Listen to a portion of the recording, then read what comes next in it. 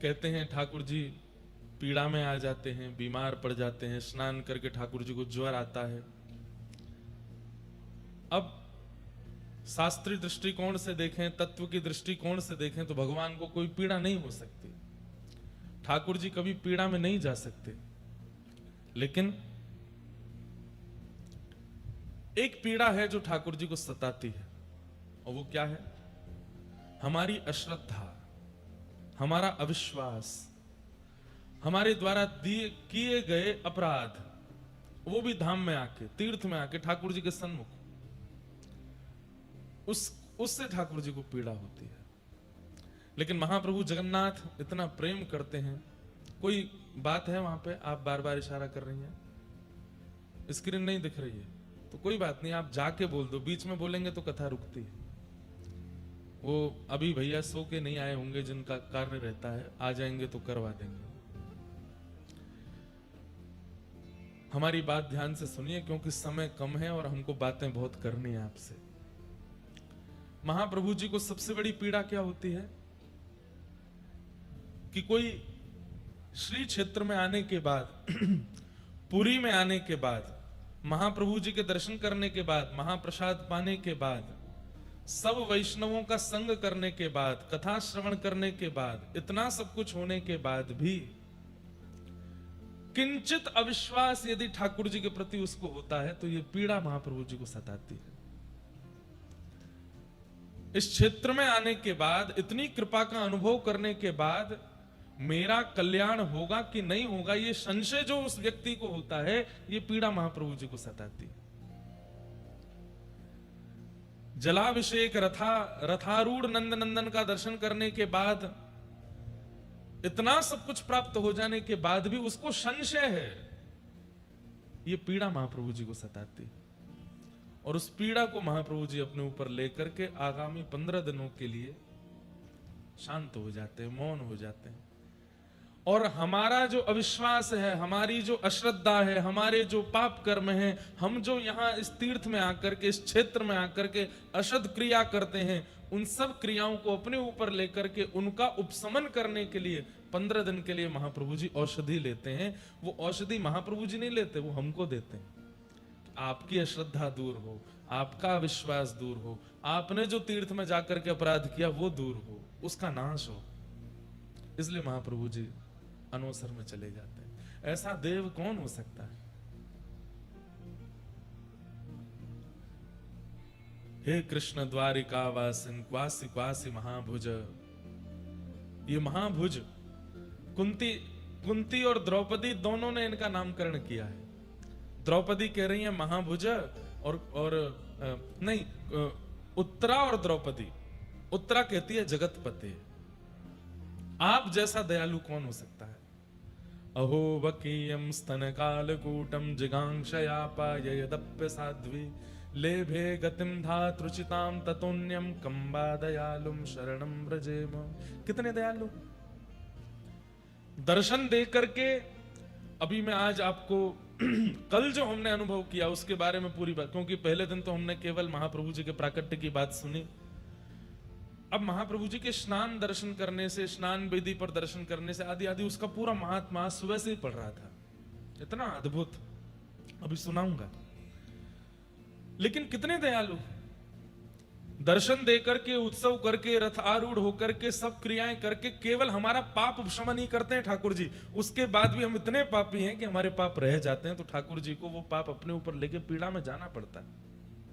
हम इतने पापी। कलयुग में व्यक्ति क्रिया के पाप कम कर रहा है, मानसिक पाप ज्यादा कर रहा है, बौद्धिक पाप ज्यादा कर रहा है, विचारों के पाप ज्यादा कर रहा है।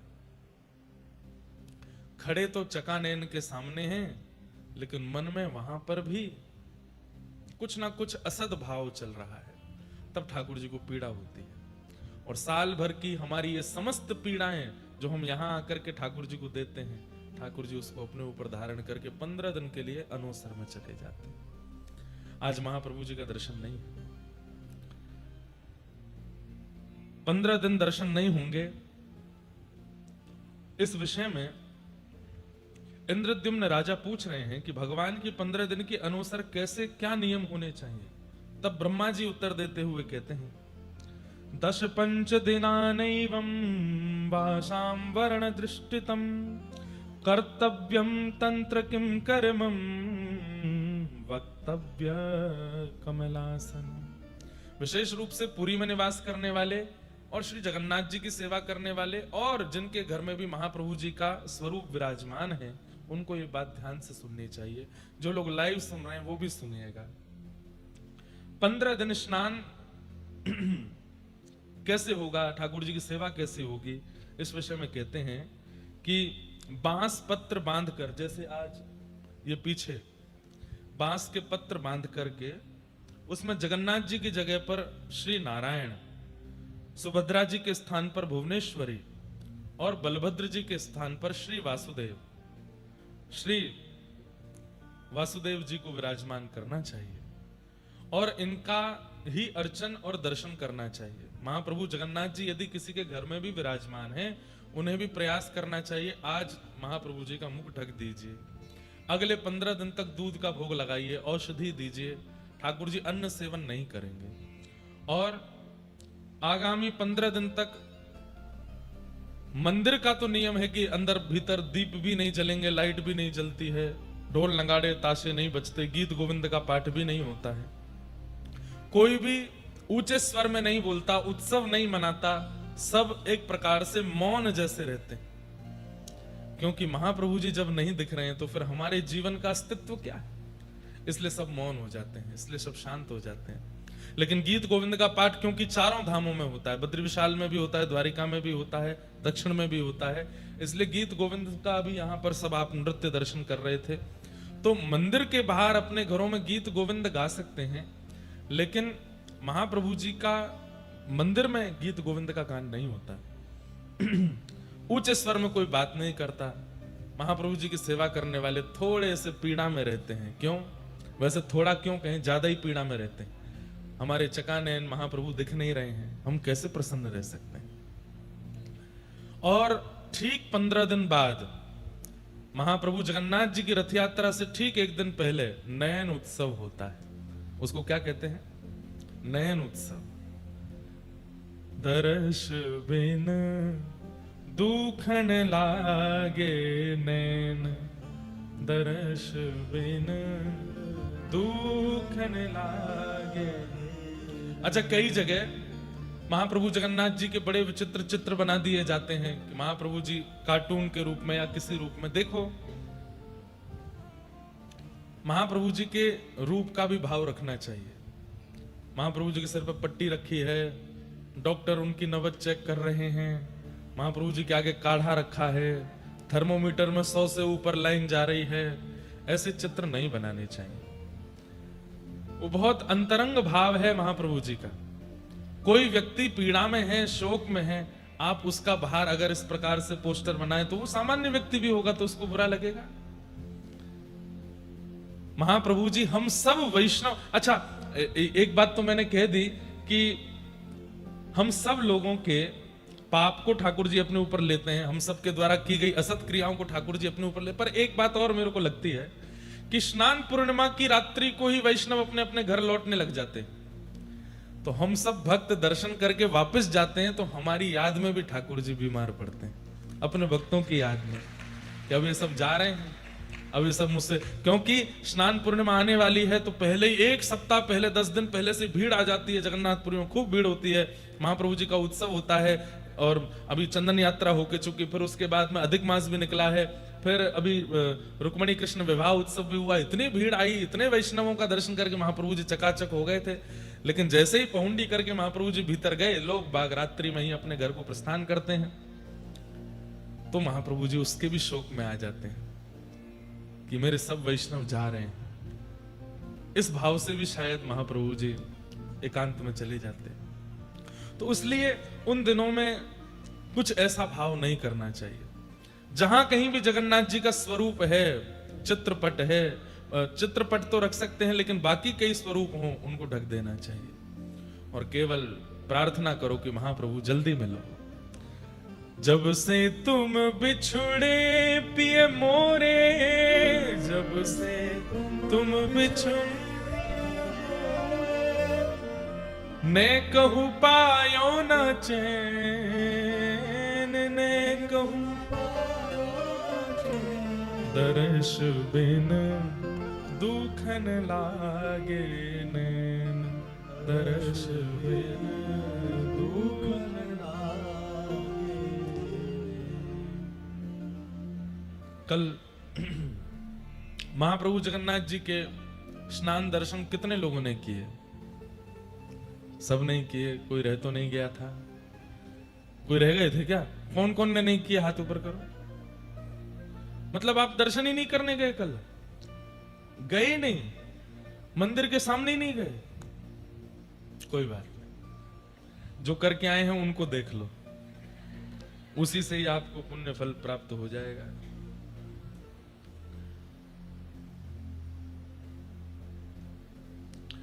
आज हम स्नान पूर्णिमा का थोड़ा रहस्य उद्घटित करते हैं। कल जो हमने दर्शन किया उसके बारे में स्कंद पुराण में क्या लिखा है, बहुत ध्यान से सुनिएगा। न तस्य पाप संबंधम आत्मनि प्रभविष्यति, यात्रा कृत विधम वक्षे शुणुभम मुनयः परम। जो व्यक्ति सर्वतीर्थमयात् कूपाद् उद्धतेन सुगंधिना वारिणा स्नाप्यमानं तु यो ज्येष्ठा पश्यते हरिम्। महाप्रभु जगन्नाथ जी जब अपने ज्येष्ठ अभिषेक के लिए स्नान वेदी पर विराजमान होते हैं, उस समय जो व्यक्ति उनका दर्शन करता है उसके शरीर में किसी भी प्रकार का पाप नहीं रहता। ये बात आप मान लीजिए। इस प्रकार यहां वर्णन किया। अब आप लोग गिनती करना, स्नान दर्शन करने के कितने महत्व बताए गए। यहां पर एक एक विषय मैंने कल अनुभव किया। अभी ये परसों ही हमको स्कंद पुराण प्राप्त हुआ, 2-3 दिन पहले। स्कंद पुराण से बाहर कुछ भी नहीं होता। महाप्रभु जगन्नाथ जी के मंदिर में, चाहे वे हमारे यहाँ के पंडा पुजारी हों, चाहे सेवायत हों, यहाँ के गजपति महाराज हों, स्कंद पुराण में एक एक बात लिखी है, वैसे ही होता है सब कुछ। क्या लिखा है कि सनई सनई स्ततो निर्ण्यु हरिम हलिपुरसरम ब्राह्मणा क्षत्रिया वैश्या राज्ञां सम्मानितात्रता चमरैस्तालवृन्तैश्च विजयमानं निरन्तरं पुराकृतांगलेपं तं विष्णुरंगान आप्येत। आप कह रहे हैं कि स्नान ज्येष्ठ पूर्णिमा के दिन, जिस दिन महाप्रभु जगन्नाथ जी का जन्म तिथि है, ठाकुर जी की प्राकट्य तिथि है, उस दिन सब तीर्थ में जलों को एक रात्रि पूर्व अधिवासन करने के बाद में, उनको सुगंधित करने के बाद में, सुबह सबसे पहले तरंतर बलभद्र जी को आगे करके, सुभद्रा जी को मध्य में करके, और अंत में कृष्ण स्वरूप श्री जगन्नाथ जी को लेकर के चलना चाहिए। किन किन को उस यात्रा में रहना चाहिए महाप्रभु जी के आसपास? बोले राजा जिनको नियुक्त करें सम्मान से, ब्राह्मण क्षत्रिय वैश्य जो राजा के द्वारा नियुक्त हैं महाप्रभु जी की सेवा में, वे सब चमर बजाते हुए, नाद करते हुए, खूब नृत्य करते हुए, महाप्रभु जी की पहुंडी करते हुए उनको स्नान वेदी की ओर लेकर के जाएं। फिर वर्णन क्या कर रहे हैं? अब इसमें बहुत छोटी छोटी बात लिखी है कि बड़ी सावधानी का इतने यहां पर वर्णन है कि इतनी सावधानी रखनी चाहिए कि महाप्रभु जी को किसी प्रकार का कष्ट ना हो, महाप्रभु जी को किसी प्रकार की पीड़ा ना हो। यदि किसी के द्वारा महाप्रभु जी को पहुंडी के समय पीड़ा होती है, सब सेवायतों के लिए लिखा है, तो फिर उसका वंश पर भार पड़ता है, उस राज्य का कल्याण नहीं होता है, आदि आदि सब बातें यहां पर लिखी गई हैं। नरके नियताम वासो भवेत् तेषाम दुरात्मना। अरे कहते हैं कि महाप्रभु जी जब पहुंडी करते हुए जा रहे हैं, उस समय उनको कोई अगर दारू ब्रह्म ना मान करके कुछ और विचार करता है कि अरे ये परमात्मा कैसे हैं, ये भगवान कैसे हैं, या कोई उनके बारे में कुछ भी मन में दुर्भाव लेकर के आता, उसका नरकवास हो जाता है। साक्षात पर ब्रह्म है, उनके प्रति किसी भी प्रकार का दुर्भाव मत लेकर के आओ। निर्मितायाम प्रकृति कृतो पुरा मनवंतरादिषु। अच्छा देखो, अब आज एक नई बात और पढ़ने में आई, हमको समझने और सुनने योग्य बात है। महाप्रभु जगन्नाथ जी कितने पुराने हैं? जिस मनवंतर में हम लोग रह रहे हैं, सतयुग त्रेता द्वापर कलयुग, सतयुग त्रेता द्वापर कलयुग। ये चतुर्युगी जब 71 बार बीत जाती है, 71 टाइम्स जब ये सतयुग त्रेता द्वापर कलयुग निकल जाते हैं, तब एक कल्प पूर्ण होता है। ऐसे कुछ कल्पों में एक मनवंतर पूर्ण होता है। जिस मनवंतर में हम लोग हैं, इस मनवंतर की एक चतुर्युगी जब निकल गई थी, मतलब सतयुग त्रेता द्वापर कलयुग एक बार जब प्रस्थान हो गया, उसके बाद पुनः जब सतयुग आया, उस सतयुग की प्रथम ज्येष्ठा माने की जो कल तिथि थी, उस पर महाप्रभु जगन्नाथ जी विराजे।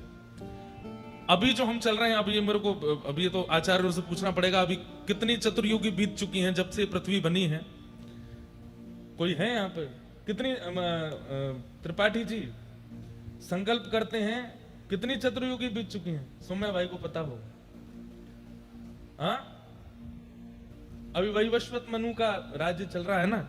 यहां पर लिखा है कि स्वारोचिष मनु नाम के मनु थे, तब महाप्रभु जगन्नाथ जी प्रकट हुए। अभी वैवस्वत मनु है, मतलब एक मनवंतर तो निकल चुका है, महाप्रभु जगन्नाथ जी को प्रकट हुए। भगवान कृष्ण का अवतरण पिछले द्वापर में हुआ, इस कलयुग से पहले जो द्वापर आया। तो यहां पर क्या लिखा है, मेरे पढ़ करके रोंगटे खड़े हो गए। क्या? वैवस्वतेन्तरे सप्तविंशो चैव चतुर्युगे द्वापरान्ते समायातो तदा कृष्णार्जुनो भुवै। पिछले द्वापर में जब भगवान कृष्ण प्रकट हुए, तब अर्जुन को भगवान ने एक दिन बैठ करके कहा, चलो तुम्हें अपने एक रूप का दर्शन करा के लाता हूं। और महाप्रभु जगन्नाथ जी का दर्शन करने के लिए भगवान कृष्ण यहां आए और 3 दिन तक यहां विराजमान रहे। व्रत नियम अनुष्ठान करते हुए भगवान कृष्ण ने भी महाप्रभु जगन्नाथ के दर्शन किए। अब लोगों में एक बात की भ्रांति और संशय हो जाता है, क्या जगन्नाथ जी कृष्ण नहीं है? कृष्ण अवतार भी एक बार नहीं होता, हर द्वापर में भगवान कृष्ण प्रकट होते हैं। लीलाओं में थोड़ा थोड़ा संशोधन करते रहते हैं। पूर्व में ठाकुर जी एक द्वापर लीला में कृष्ण बन के प्रकट हो चुके हैं, उसके बाद महाप्रभु जगन्नाथ जी का रूप प्रकट हुआ है।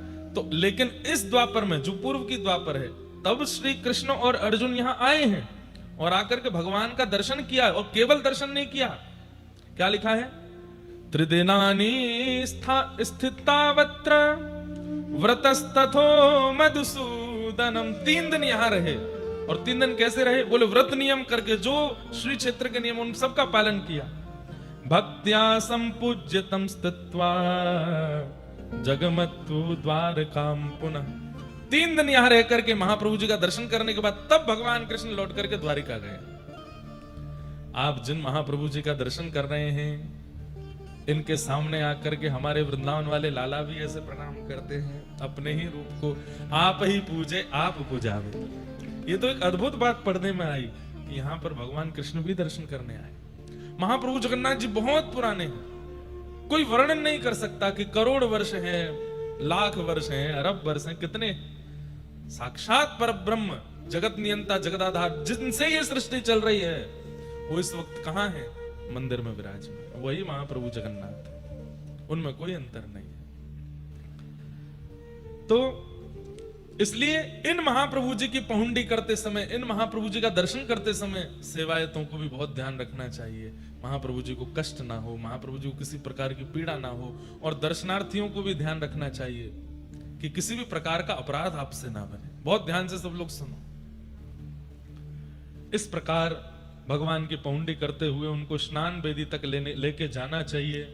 अब आप गिनती करना कि स्नान दर्शन के कितने फल हैं। पहला, स्नाप्यमानं तु पश्यन्ति ये नरास्तत्र संस्थिता गर्भोदकेन स्नपनं न ते पुनर्वाप्युन।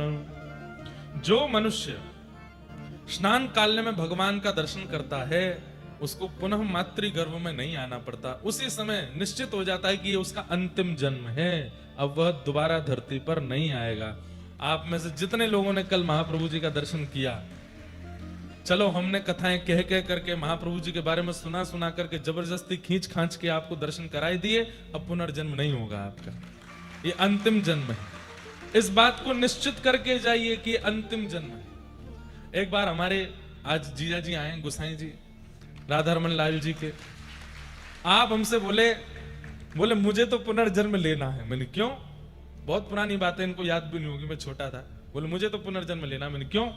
राधा रमन जी को उठाना मिलता हो, राधा रमन जी का श्रृंगार मिलता हो, राधा रमन जी की आरती सेवा मिलती हो, राधा रमन जी को प्रसाद नैवेद्य अर्पित करने को मिलता हो, अष्टयाम सेवा करने को मिलती हो, मंगला से शयन पर्यंत ऐसे कमल नयन राधा रमन लाल जी को निहारने को मिलता हो, तो ऐसा पुनर्जन्म मुझे दोबारा चाहिए।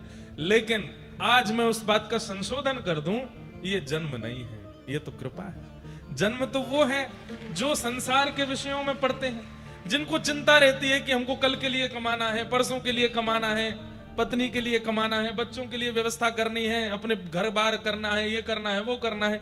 जिनकी चिंता में पूरा संसार है वो जन्म लेते हैं, लेकिन जिनकी चिंता में महाप्रभु है, राधा रमन लाल, वो जन्म थोड़ा ही है, वो तो कृपा है। जन्म नहीं होगा, कृपा हो सकती है। हो सकता है कि अगली बार जब आप आओ तो क्या पता महाप्रभु जगन्नाथ जी के ही सेवायतों में कहीं जन्म हो जाए, क्या पता किसी मंदिर में, किसी तीर्थ में द्वारिकाधीश के सेवायतों के यहाँ जन्म हो जाए, क्या पता रंगनाथ के सेवायतों में जन्म हो जाए, क्या पता बद्री विशाल प्रभु के दक्षिण में जो सेवायत है शंकराचार्य जी द्वारा नियुक्त, उनके सेवायतों में जन्म, कहीं ऐसी जगह आपका प्राकट्य हो जाए जहां आपको महाप्रभु जी की सेवा मिले, ठाकुर जी की सेवा मिले, तो वो जन्म थोड़े ही है, वो तो कृपा है। जन्म तो तब है जब चिंता में पूरी दुनिया है, कैसे खाएंगे, कैसे पिएंगे, कैसे रहेंगे। लेकिन सेवायतों को भी चिंता रहती है, लेकिन चिंता किस बात की रहती है? महाप्रभु जी को क्या खिलाएंगे, महाप्रभु जी को कहां पहुंचाएंगे, महाप्रभु जी का कैसे उत्सव करेंगे, महाप्रभु, चिंता में केवल ठाकुर जी हैं, वो तो कृपा है, वो जन्म नहीं। तो अगर महाप्रभु जी का स्नान दर्शन करते हैं तो पुनर्जन्म नहीं होता है। दूसरा, गिनती करते जाइएगा, ज्येष्ठ स्नानम भगवतो ये पश्यन्ति मुदान्विता न ते भवाब्धो मज्जन्ति यात्रा सूत कंठ मानसा। कहते हैं स्नान काल के परम आनंद का, उत्सव का पूर्ण हृदय भगवान के ज्येष्ठ स्नान का जो पूर्ण हृदय से दर्शन करता है, वो जीवगण भव सागर में निमग्न होते हैं, खूब आनंद में निमग्न होते हैं, उनके चित्त में चिंताएं नष्ट हो जाती हैं, उनके चित्त में केवल ठाकुर जी के प्रति प्रेम प्रकट होने लगता है। मतलब प्रेम वर्धन करना हो, ठाकुर जी से और प्रीति करनी हो तो ठाकुर जी के स्नान दर्शन करो। फिर अगला तीसरा क्या लिखा है? बुद्ध्य बुद्धि कृतः पुंसां अनादि पाप संचयः तत्क्षणान्नाशमायाति पश्यतां स्नपनम हरे। जो व्यक्ति महाप्रभु जगन्नाथ जी के स्नान का दर्शन करता है, बाल्यकाल से लेकर के अब तक ज्ञात अज्ञात रूप से जो भी पाप हुए हैं सब नष्ट हो जाते हैं, तत्क्षण खत्म हो जाते हैं। चौथा, अब यहां पर 3-4 बात कहने के बाद में लोगों को लगता है ना बड़ा चढ़ा करके बोल रहे हैं, तो यहां पर अब अगले भाव में क्या कह रहे हैं? व्यास जी महाराज लिखते समय कह रहे हैं सत्यम सत्यम पुनः सत्यम। बोले मैं 3 बार कह रहा हूं, सत्यम सत्यम पुनः सत्यम ब्रवमी द्विज पुंगवा सर्व संताप समनः शेष मलनाशनम। मेरी बात को आप बढ़ा चढ़ा करके या अतिशयोक्ति में मत लीजिएगा। सत्यम सत्यम सत्यम, मैं 3 बार सत्य कहकर के बोल रहा हूं कि मैं जो स्नान करते हुए महाप्रभु जगन्नाथ जी के पुण्य बता रहा हूं ये बिल्कुल सत्य है। इससे बड़ा उत्सव इस ब्रह्मांड में कोई नहीं है, महाप्रभु जगन्नाथ जी का स्नान दर्शन करना।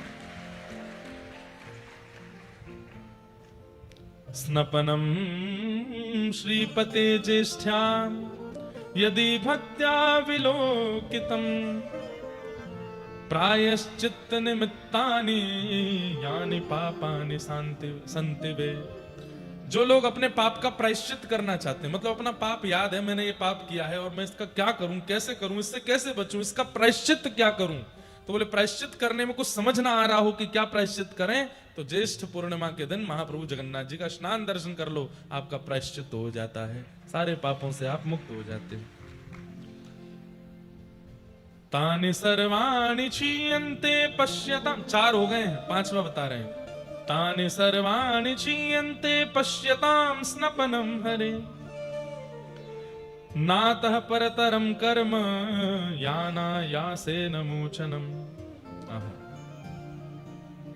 इससे बड़ा कोई पुण्य इस सृष्टि में नहीं है। इस बात को श्री व्यास जी महाराज यहां पर वर्णित कर रहे हैं।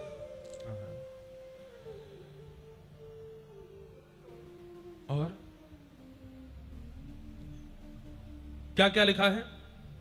महाप्रभु जगन्नाथ जी के दक्षिणाभिमुख दर्शन कर श्री स्नान वेदी पर दर्शन करने से क्या होता है? व्यक्ति पवित्र होता है, समस्त यज्ञों का फल मिल जाता है, जितने भी अनुष्ठान वो जीवन में करना चाहता है या कर नहीं पाया है उन सब का फल मिलता है, महादान का फल प्राप्त होता है, करोड़ों ब्राह्मणों को भोजन कराने का फल प्राप्त होता है। लो हैगा भंडारों का, आज 100 200 500 को ब्राह्मणों को खिलाओगे, लेकिन कोटि ब्रह्म को प्रसाद पवाने का, महादानानि दत्तानि भोजिता कोटिशो द्विज, करोड़ ब्राह्मणों को भोजन कराने का फल प्राप्त होता है स्नान वेदी पर महाप्रभु जगन्नाथ का दर्शन करने से। करोड़ों ब्राह्मण भोजन, गया आदि तीर्थों में करोड़ों पिंडदान, मतलब सारे पितृ भी मुक्त हो गए कल महाप्रभु जी का दर्शन करके, सबका पिंडदान भी हो गया। पुण्य काल में तीर्थ स्थानों में अधोरदयादि योग सहित करोड़ों तीर्थों में करोड़ों बार स्नान करने का भी फल प्राप्त हो जाता है। इससे ऊपर क्या बोले आपको?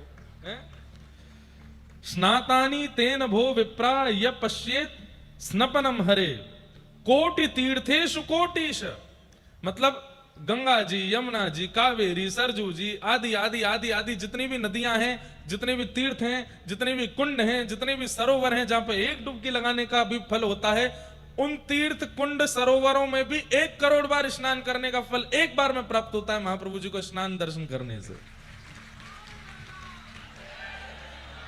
बताओ, इतना पुण्य देने वाले कोई देव है? और किस लिए दे रहे हैं? कि हम पाप मुक्त रहें, ताकि पाप मुक्त रहेंगे तो मृत्यु के बाद उनको प्राप्त कर लेंगे, केवल हमारे लिए महाप्रभु जी इतना योग बल देते हैं। भगवान के स्नान धरने से श्रेयस्कर कर्म किसी शास्त्र मार्ग में दृष्ट नहीं होता, यह भी लिखा है। सत्यम सत्यम पुनः सत्यम, दूसरी बार आया यह श्लोक, सत्यम सत्यम पुनः सत्यम ब्रवीमि द्विज पुंगवा नातः श्रेयस्करम कर्म शास्त्र दुष्टे प्रतिष्ठितम। मैं फिर से कह रहा हूं कि मैं सत्य बोल रहा हूं, सत्य बोल रहा हूं, सत्य बोल रहा हूं। इतना पुण्य किसी शास्त्र में और किसी भी क्रिया को, किसी भी पुण्य कर्म को करने से प्राप्त नहीं होगा जो स्नान वेदी पर महाप्रभु जगन्नाथ के स्नान दर्शन करने से प्राप्त होता है। अब हमको तो यह लग रहा है हर स्नान पूर्णिमा पे जगन्नाथ जी के पास ही आ जाया करें, सबको दर्शन करावें, अपने लाल जी का यहीं स्नान उत्सव करें, महाप्रभु जगन्नाथ जी का स्नान दर्शन करें, हैं हर साल कर लें।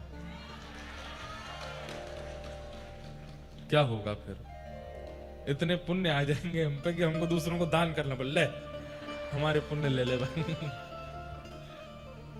लेकिन एक बात, ये करोड़ करोड़ शब्द सुनकर के आप लोग कहीं फूल मत जाना कि अब तो हम सारे पापों से मुक्त हो गए। एक बात बोलें, हम इस पृथ्वी पर खड़े हैं, यहां जन्म लेकर के आए हैं, इसका मतलब हमारे पाप भी अधिक है। हमारे पापों की कोई गणना नहीं है, हमारे पापों की कोई गिनती नहीं है। इसलिए महाप्रभु जी ने खोल दिए कि भाई मेरा एक दर्शन कर लो, स्नान दर्शन कर लो, कोटि पुण्य प्राप्त होगा। क्यों? क्योंकि तुम्हारे पाप तो खरबों में हैं, तुम्हारे पाप तो जाने कितने हैं, थोड़े तो कम होंगे। इसलिए कहीं फूल मत जाइएगा कि अब तो हम मुक्त हो गए। कहीं फ्लाइट में, ट्रेन में स्पर्श मत करना, हमारे अंदर बहुत ज्यादा पुण्य है, ऐसा नहीं करना। हमारे पाप तो इतने हैं कि ऐसा लगता है समुद्र में से केवल एक जग भर के जल निकाल दिया होगा, समुद्र अथाह तो अभी भी भरा पड़ा है। इसलिए कहीं एक बार स्नान दर्शन करने के बाद आप मन बना लो कि बस अब तो हो गया सब, अब कुछ करने की आवश्यकता नहीं। ठीक है, पुनर्जन्म नहीं होगा, पुनर्जन्म, लेकिन पूर्व के भी तो नष्ट करने, तो हर साल जब तक जीवित हो स्नान दर्शन करते ही रहो। ठाकुर जी के रथ आरूढ़ होने का दर्शन उसकी अलग महिमा है, लेकिन कह दें तो कोई अतिशयोक्ति नहीं, किंचित तनिक ज्यादा महिमा ठाकुर जी के स्नान दर्शन की है। ये बात तो यहां पर स्वयं कह रहे हैं, नातः श्रेयस कर्म कर्म शास्त्र दृष्टे, इससे श्रेष्ठ कर्म शास्त्र में मुझे दिखता नहीं है। भगवान को स्नान करते हुए देखना, पतिस्थितम। आहा। अब एक बात बहुत पते की, यदेव पुण्य मुदितम स्नान दर्शन कर्मणि। अगली बार, अभी तो हमने खंड खंड में कथा की, थोड़ा सा भगवान के प्राकट्य की कथा सुना दी, इंद्रद्युम्न राजा का थोड़ा थोड़ा प्रसंग सुना दिया, आज जैसे स्नान उत्सव सुना दिया। अगली बार अगर कोई क्रम जगन्नाथपुरी का बनेगा, आद्योपांत आपको भगवत कृपा से, जगन्नाथ जी कृपा से स्कंद पुराण सुनाएंगे, पुरुषोत्तम महात्मा पूरा सुनाएंगे, बिल्कुल प्रारंभ से विश्राम तक, एक एक बात क्या लिखा है, कैसे, बहुत अद्भुत है। ये तो सबको पता होना चाहिए। ऐसी बात हमको पढ़ने के बाद मन में आने लगी। और ये सब कृपा पहले दिन जब यहाँ आए तो यहाँ के गजपति महाराज ने हमको आज्ञा की कि आप स्कंद पुराण की कथा करो। स्कंद पुराण से लेकर के महाप्रभु जगन्नाथ जी का यश कहिए। और ये देख करके इतना सुख मिल रहा है कि कितना सुंदर भाव है। अभी तक जो हम बताते आए उनसे भी लाख गुना सुंदर भाव तो यहां वर्णन है। क्या लिखा है?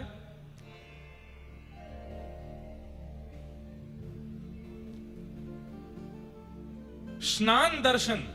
अब कई लोगों के मन में संशय आ गया कि महाप्रभु जगन्नाथ जी के ऊपर जब जल पधराया जा रहा था वो दर्शन स्नान दर्शन है, या पहुंडी करके महाप्रभु जगन्नाथ जी जब स्नान वेदी पे विराजते हैं तब से लेकर रात्रि तक कभी भी दर्शन किया जाए उसको स्नान दर्शन माना जाता है। ये संशय मन में आ गया।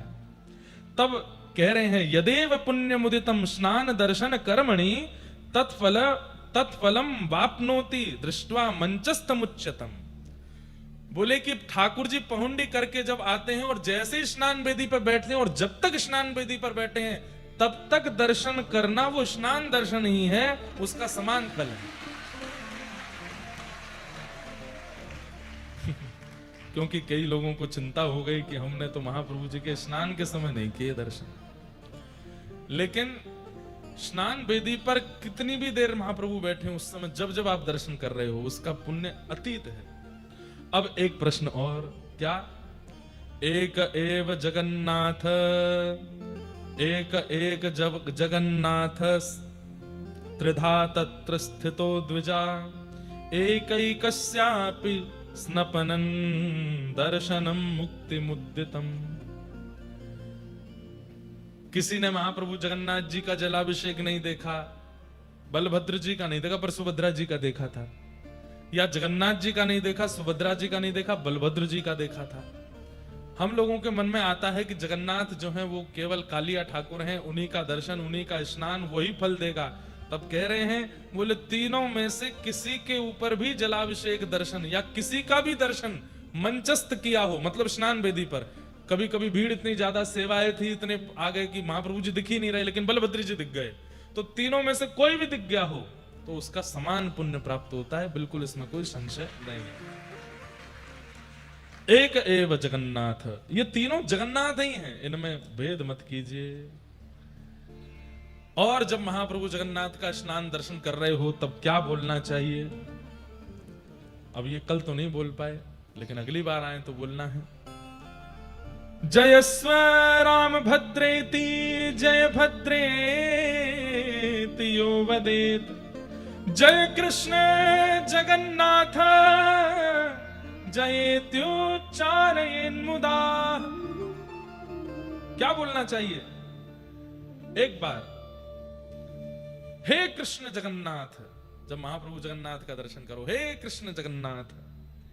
हे राम, जब बलराम जी का दर्शन करो तब भुजा उठा करके हे राम, और मध्य में विराजमान हे सुभद्रे, ये 3 बार उच्चारण करना चाहिए। आपकी जय हो, आपकी जय हो, आपकी जय हो, जय जयकार हो। ये श्लोक बोलते हुए स्नान काल में भगवान के सन्मुख ये मंत्र उच्चारण करते रहना चाहिए। अभी हमारे पंडा जी आए थे जो मंच पर आके, वृंदावन के पंडा वही हैं, वृंदावन के लगभग सबके पंडा वही हैं। कल जब पहुंडी रात में दर्शन करने गए हम, तो उन्होंने कान में मेरे कहा कि जब ठाकुर जी पहुंडी करके निकले तब मौन रहिएगा, जब ठाकुर जी सामने से निकलते हैं उस समय मौन रहिएगा, कुछ बोलिएगा नहीं, और हो सके तो केवल महामंत्र का उच्चारण या गुरु मंत्र का या जो आपका मंत्र हो बस वो बोलिएगा। मैंने कहा वैसे ही जब ठाकुर जी सामने आते तो कुछ और निकलता नहीं, जय हो जगन्नाथ की जय हो, यही निकलता है सबके मुख से, लेकिन उनका भाव था कि अपना गुरु मंत्र अपने इष्ट मंत्र, महामंत्र, कोई भी मंत्र जब ठाकुर जी पहुंडी करके निकले उस समय यदि बोला जाए तो सिद्ध हो जाता है। वो पवित्र तो है ही, हमें उसकी सिद्धि प्राप्त हो जाती है। इस प्रकार महाप्रभु जी के जलाभिषेक दर्शन का फल बताया। अब उस अभिषिक्त जल को पान करने का और उससे स्नान करने का क्या फल है वो बता रहे हैं। क्या कह रहे हैं? भद्रासन में बैठ करके महाप्रभु जगन्नाथ जी के अभिषिक्त जल उसका पान करके उसको सिर पर धारण करना चाहिए, उससे स्नान करना। अब इतना तो मिलता नहीं कि स्नान हो, तो क्या करें, थोड़ा जल पी के जो थोड़ा बच जाए उसको ऐसे अपने सिर पर। अच्छा, ये पीना कैसे चाहिए ये तो किसी को आता ही नहीं है। ठाकुर जी का चरणामृत हो या वो सदैव बंधुओं हाथ में लेकर के इससे मुख स्पर्श नहीं होना चाहिए। ये आप या इतना, एक तो ऐसे मुद्रा बनाइए कि वो इतने में आ जाए और उसको सीधे मुख के अंदर स्पर्श मत कराइए, सीधा डालिए मुंह खोल करके। मुख में जाएगा, थोड़ा मुख पे लग जाएगा, उसको मुख पे पहुंच लीजिए। लेकिन महाप्रभु जगन्नाथ जी के मंदिर में कुछ झूठा नहीं होता, महाप्रसाद भी झूठा नहीं होता, जल भी झूठा नहीं। कल यहाँ पे ठाकुर जी का जो जब पहुंडी करते समय जल पीते हैं तो वो पधराया गया, तो हम पीने बोले नहीं मुंह लगा के पीजिए। मैंने कहा झूठ, अरे ये महाप्रभु जी का है, यहाँ पे कुछ झूठा नहीं होता, सब पान कर जाते हैं। पर फिर भी आप लोगों को ऐसे ही उसका पान करना चाहिए और सिर पर धारण कर लेना चाहिए। ऐसे में नहीं हो पाता तो ऐसे लेकर के उसको ऐसे धारण करना चाहिए ताकि हाथ आपका झूठा ना हो, अपवित्र ना हो। महाप्रभु जी के जल, स्नान युक्त जल का सेवन करने से और अपने सिर पर धारण करके उसका स्नान मानने, स्नान मतलब पूरा नहाना नहीं होता, केवल मस्तक पर धारण कर लो, नेत्रों से लगा लो, वक्ष पर लगा लो, ये स्नान है। उसका क्या है पुण्य? अपुत्रामृतवत्सा वा वंध्या वापि लभेत सुतम सुभगः सर्वलोकानां निर्धनो धनवान भवेत्। सुभगः सर्वलोकानां निर्धनो धनवान भवेत्। पहला, यदि कोई अपुत्र है मतलब संतान नहीं है तो उन पर भगवान कृपा करते। कोई वंध्या है, संतान जन्म नहीं हो रही है, पुत्र जन्म नहीं हो रहा, पुत्री जन्म नहीं हो रहा, उस पर ठाकुर जी कृपा करते हैं। और मात्र पुत्र का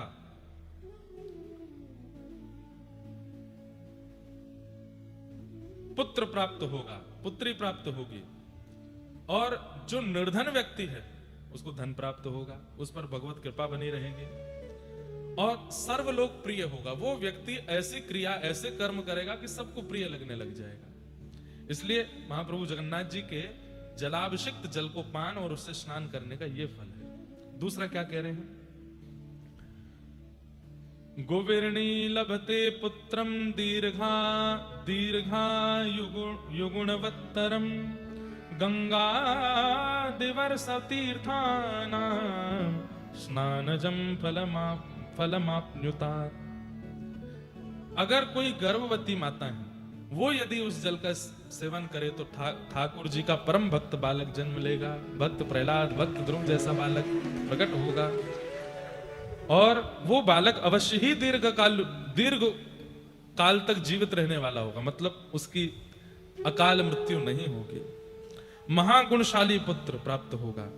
गंगा आदि समस्त तीर्थों के स्नान का फल उस बालक को प्राप्त हो जाएगा जिसका जन्म ही नहीं हुआ है। अगर गर्भ के समय माए इस जल का, ठाकुर जी के अभिषिक्त जल का पान कर ले।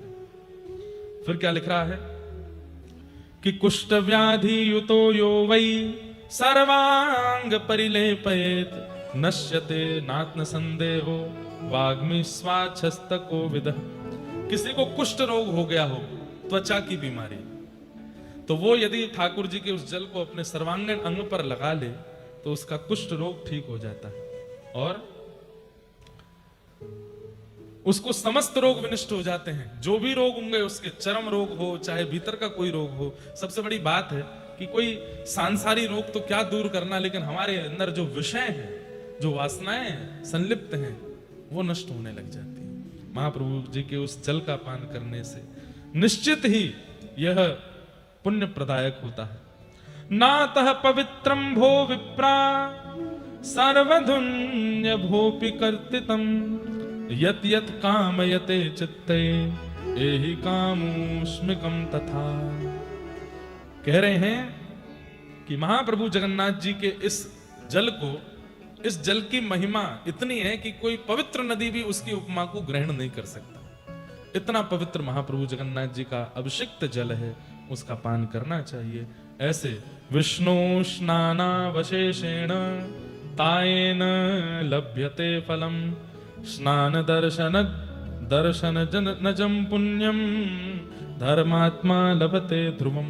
कितना पुण्य प्राप्त होता है उसको प्राप्त करने से, इसका तो वर्णन नहीं किया जा सकता।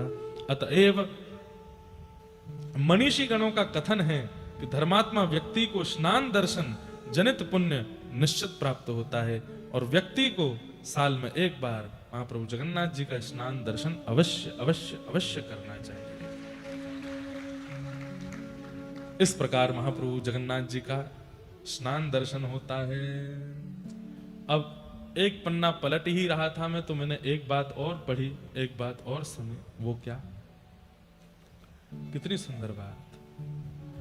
तस्मिन् काले हरिं पश्येत् ब्रजन्तं दक्षिणामुखं रामं भद्रं च यो मर्त्यो न स प्राकृत मानुष। महाप्रभु जगन्नाथ स्नान वेदी से जब वापस लौटते हैं, उसको कहते हैं ठाकुर जी पुनः पौंडी करते हुए जब वापस जाते हैं, उस समय ठाकुर जी दक्षिणाभिमुख यात्रा करते हैं। उस यात्रा का यदि कोई व्यक्ति दर्शन कर रहा है तो वो व्यक्ति सामान्य नहीं है। हमारे जितने भी विप्रगण बैठे हैं, जिनको हम जबरदस्ती खींच के रात में ले गए, हमारे जीजा जी भी बैठे हैं, आइए पंढरीनाथ आए हैं, अलारनाथ जी आए। आज से महाप्रभु जगन्नाथ जी का दर्शन यहाँ से 20 किलोमीटर दूर अलारनाथ में होगा। तो अलारनाथ भगवान के रूप में पधारी। एक यहाँ पर एक वो लगा दीजिए, कुर्सी या सोफा लगा दीजिए, बैठ जाएंगे ठाकुर जी। श्री चैतन्य महाप्रभु का कथन है कि 15 दिन जब महाप्रभु जी का दर्शन जगन्नाथपुरी में नहीं होता तो समीप में ही अलारनाथ नाम का एक स्थान है, वहां पर महाप्रभु जी विराजमान होते हैं और वहां उनका दर्शन करने से जगन्नाथ दर्शन का फल प्राप्त होता है। बोलो अलारनाथ भगवान की। वाह, आप प्रसाद लाएं जय।